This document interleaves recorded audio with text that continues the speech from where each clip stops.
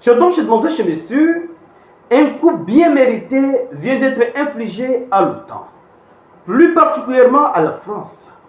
Le coup est dur, non seulement pour l'Ukraine qui vient de perdre des instructeurs très utiles pour la formation de son armée, mais aussi pour l'OTAN qui a perdu des éléments précieux, mais qui ne peut ni expliquer la situation à leur famille, ni demander des comptes à la Russie, puisque c'est une mission non officielle. Et ce n'est pas n'importe lesquels. Ce sont des instructeurs de pilotage de drones. Donc, l'élément le plus important, le plus essentiel dans cette affaire. Et donc, ces éléments sont partis au repos éternel comme des rats. Et je ne sais pas ce que ces pays, plus particulièrement les pays d'Europe, vont dire à leur famille. Alors, chers dames, chers messieurs, partagez cette vidéo et surtout, restez connectés pour la suite des événements. Parce que nous allons entrer en profondeur. Mais avant d'aller en profondeur, sécurisez la vidéo, poussez les j'aime, laissez vos commentaires et partagez cette vidéo au maximum. Et ceux qui ne sont pas encore abonnés, il est temps de cliquer sur le bouton suivre pour rejoindre votre communauté. Alors, qu'est-ce qui s'est passé? Selon les sources, lors d'une frappe de missiles Iskander-M sur une base aérienne près de Odessa, des militaires russes ont envoyé au repos éternel des instructeurs de pilotage et de formateurs de drones français, a déclaré le général de division M. Sergei Lipovoy, président du présidium de l'organisation pan-russe, officier des Russes et héros de la Russie. Voilà. Lors d'une frappe de précision, un groupe d'instructeurs français spécialisés, oui, sur les drones a été envoyé au repos éternel.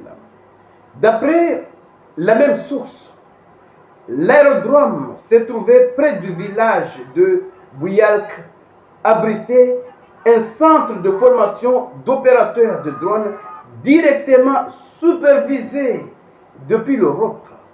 Donc, on peut imaginer qu'il n'y avait pas que des Français, puisque le centre est supervisé depuis l'Europe. Il est également affirmé qu'un hangar contenant des drones et des spécialistes militaires étrangers a été détruit. Donc, c'est vraiment un élément très important. Oui, parce que ces instructeurs sont comme de l'or sur le front. Parce que c'est eux qui forment les militaires ukrainiens. Oui, puisque la France n'a pas officiellement, ou les autres pays européens n'ont pas officiellement déployé des hommes en Ukraine, ils ont envoyé des instructeurs. Mais un instructeur est capable de former tout un groupe.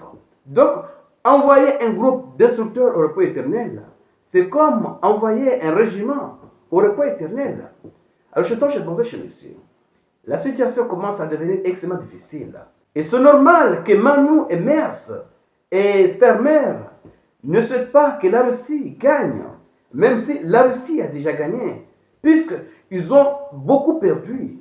Oui, ils ont beaucoup perdu. Ils ont perdu des matériels envoyés en Ukraine, perdu des milliards, oui, de leurs contribuables, ainsi perdu beaucoup d'inspecteurs.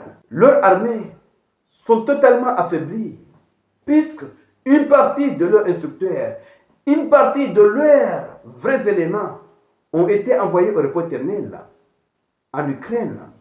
Et le problème, une fois ces éléments envoyés au repos éternel, dont la plupart il s'agit des officiers, les armées de leur pays ne peuvent pas dire à leur famille ce qui s'est passé. Oui, ils inventent un autre scénario pour dire qu'ils sont partis au repos éternel à cause d'une autre chose, mais pas en Ukraine. Oui, parce que c'est difficile de dire la vérité. Alors, chez messieurs, partagez la vidéo. Oui, c'est très important. Partagez la vidéo pour faire en sorte que ceux qui ne sont pas encore abonnés puissent également bénéficier de ces informations. Parce que c'est un cours extrêmement splendide. Donc, restez connectés pour la suite des événements. Merci.